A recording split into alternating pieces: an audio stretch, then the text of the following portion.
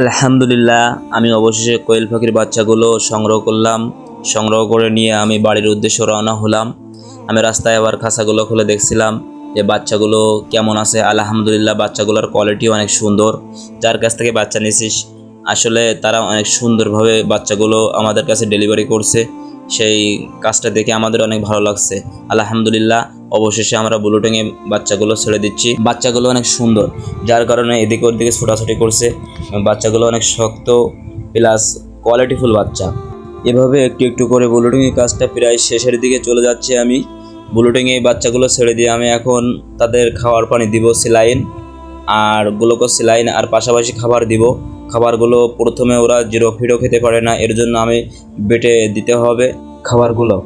সবাই আমাদের জন্য দোয়া করবেন, আল্লাহর জন্য আমাদের এভাবে চলার তৌফিক দান করে। আসসালামু আলাইকুম।